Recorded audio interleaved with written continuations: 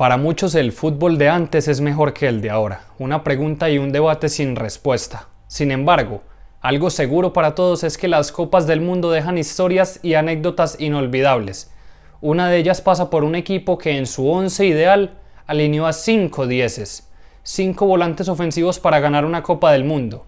Hoy en el baúl de Más Fútbol reviviremos un mito que para muchos es el mejor equipo de la historia. Bienvenidos a conocer el Brasil del 70. ¡Atención que ahí va!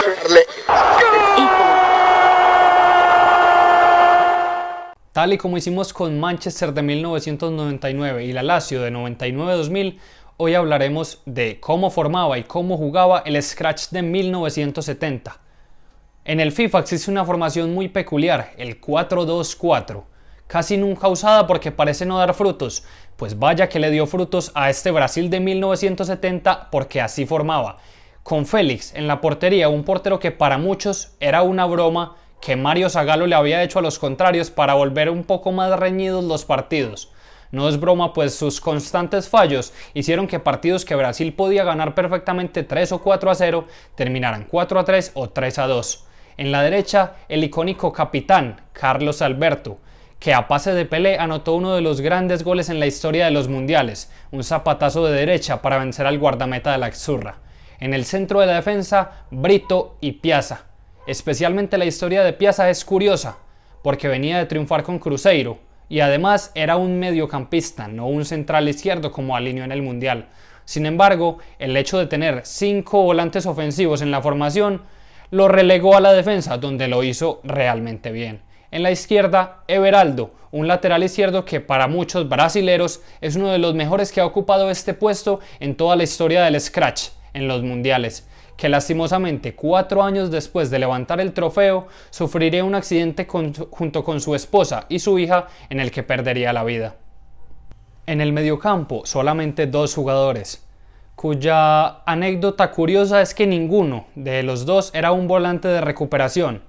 Clodoaldo era un jugador que podía jugar tanto como delantero, como mediocampista y también como defensa, figura del Santos, y a su lado nada más y nada menos que Gerson.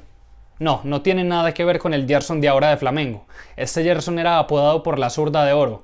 Poco jugaba para que lo llamaran así. Gerson dirigía el Brasil del 70 con sus trazos largos, balones entre líneas, pases a Pelé, Tostão, Jairzinho o Rivelino, un organizador que además sabía cortar la pelota y sabía trabar. Pasando al ataque, quizá una de las cosas más interesantes que se puede destacar de Brasil, antes de mencionar cada uno de sus nombres, es el hecho de que ninguno era un delantero centro puro, es decir, este equipo no solamente jugaba con 5 dieces, sino que además lo hacía sin delantero. Una escuadra en la que Pelé podía estar en punta, o podía hacerlo Tostão, o en momentos llegaba Roberto Rivelino, o por qué no Jairzinho, el goleador de Brasil en aquel mundial. Empecemos con el del bigote, Roberto Rivelino, que jugaba por izquierda o por derecha, y que justo antes de viajar a la Copa Mundial le dijo a la prensa de que no se afeitaría su famoso bigote a menos de que perdieran un partido. Como nunca perdieron y como a su esposa le gustó el look, entonces se lo dejó toda la vida. Figurón en el Corinthians y un jugador con una clase tremenda. Una zurda capaz de hacer estragos en la defensa y un pateo inolvidable. En el centro de la delantera usualmente estaba Tostão, uno de los llamados Pelé blancos que se han dado en la historia, quizá el más acertado, porque su fútbol era categórico, era sencillo, era a veces también adornado porque tenía la calidad para hacerlo, pero que lastimosamente con solo 26 años tuvo que retirarse de este deporte, 3 años después de haber ganado la Copa Mundial, luego de que en un entrenamiento un balonazo le diera en el ojo y le desprendiera la retina. Pelé acompañaba a Tostão en la delantera. Poco que agregar de Pelé, todos conocemos su historia y además ganó 3 mundiales. En esta Copa Mundial anotó 4 goles, todos importantes, y serviría para que Carlos Alberto, el ya mencionado lateral derecho y capitán de Brasil, anotara su gol, asistiéndolo en la final frente a Italia. En la derecha, Jairzinho, a mi gusto el jugador más espectacular de esta escuadra. ¿Por qué el más espectacular? Anotar un gol en un mundial es fácil, 2 es una gran hazaña, 3 es algo mítico, pero ¿qué tal si les digo que Jairzinho anotó 7 goles en 6 partidos? Y lo curioso es que es el único jugador en la historia que anotó en todos los partidos que disputó en el certamen. es decir, absolutamente cada que pisó la cancha al menos convirtió un gol. Un hito que ha tenido el fútbol brasileño del que no todo el mundo habla y por eso quiero darle esta mención especial en una escuadra plagada de talentos inimaginables. Después de repasar cómo formaban y a qué jugaban, hablaremos de por qué son tan reconocidos los brasileros en 1970. Llegaron al famoso Grupo de la Muerte, temido porque tenía 3 equipos europeos: Rumania, Checoslovaquia, el 2 veces finalista, e Inglaterra, que venía de ser campeón en el 66. Los brasileros, curiosos como siempre, decidieron entrenar incluso hasta con métodos de la NASA. Aplicaron test que por ese momento eran novedosos, ahora no tanto porque se hacen hasta en escuelas y colegios, como el test de Cooper, para poder igualar esa vertiginosidad, esa velocidad y potencia física que tenían los europeos. Vaya que sirvió. En el grupo lograron 9 de 9 puntos posibles, anotaron 8 goles y solamente concedieron 3 dianas. La verdad, un paseo realmente sencillo, aunque en inicio parecía complicarse cuando Checoslovaquia empezó ganándoles la primera fecha. El estadio de Jalisco recibía los cuartos de final del Mundial de México 70. En una esquina del ring estaba Brasil, un portento suramericano que ya todos sabíamos lo que podía hacer, pues había sido campeón en el 58 y 62. Pero en la otra esquina del ring se encontraba Perú, una escuadra dirigida por Didi, el brasileño que ya sabía lo que era ser campeón del mundo y que además contaba con jugadores como Chumpitas, Gallardo y Teófilo Cubillas. Brasil lograría ganar 4-2 con una actuación fenomenal de Tostão, quien anotó 2 goles, además de un zurdazo tremendo de Roberto Rivelino y un gol del cómo no Jairzinho. La anécdota más importante de este partido ocurrió al final, cuando Brasil se encontraba en el camerino y quería saber qué pasó en el compromiso entre la Unión Soviética y Uruguay.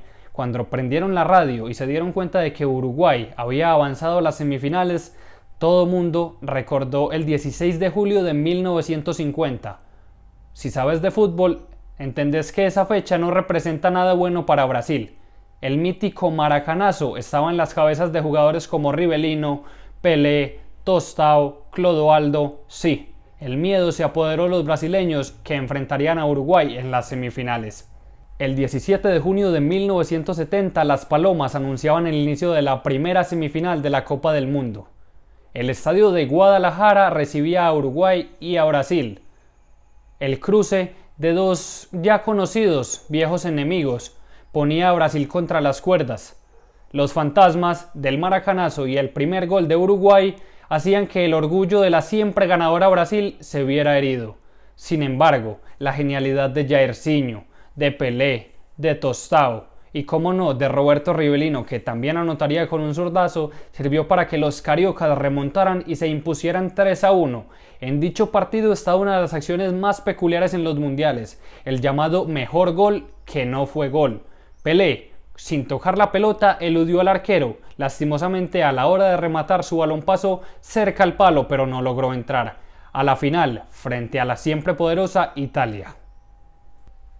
El 21 de junio de 1970, el Estadio Azteca presenció un encuentro memorable. La Brasil del 70, comandada por los ya mencionados jugadores como Gerson, Tostão, Pelé, etc., enfrentaba a Italia. Un conjunto que jugaba un poco a la defensiva, diferente a lo de Brasil, pero que sin duda era peligroso y que sobre todo había dejado a la Alemania de Gerd Müller, goleador del torneo con 13 tantos, en el camino. Atención, porque el partido empezaba según lo planeado, un cabezazo espectacular de Brasil, que vencería al guardameta de la Exurra. Sin embargo, Félix, el portero que les dije que para muchos era una broma, por la cantidad de errores que tenía, se equivocó en la salida, cosa que Roberto Boniceña no perdonó. Gerson, el zurdo de oro, el director de la orquesta, pondría un zapatazo fenomenal desde afuera del área. Brasil 2, Italia 1.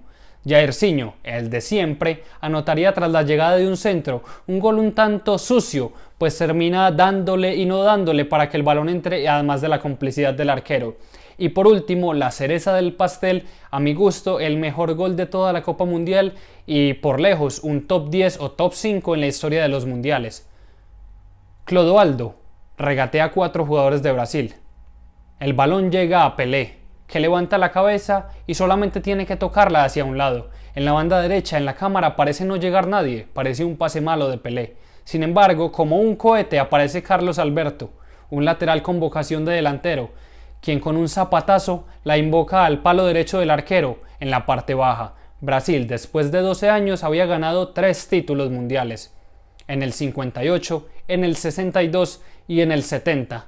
La mítica Scratch de 1970 es uno de esos equipos que a todos nos debe gustar, pues respetaban todas las características del buen fútbol, jugadores espectaculares que hacían su gran juego para divertir al fan y además estadios repletos de gente y ambiente total mundialista. Creo que esta ha sido una de las grandes historias que se han contado en el baúl. Probablemente vengan muchas selecciones, muchos clubes, grandes figuras, mitos como este Brasil que alineó 5 dieces en un 11 ideal. Esto ha sido todo en nuestro nuevo episodio del Baúl de Más Fútbol. Recuerden que si les ha gustado el video pueden suscribirse, activar la campanita para siempre estar pendiente de nuestro contenido y sobre todo seguirnos en Instagram como @masfutbol.met, donde informamos, opinamos y entretenemos. Muchas gracias por haber visto el nuevo video de Más Fútbol TV. Atención que ahí va.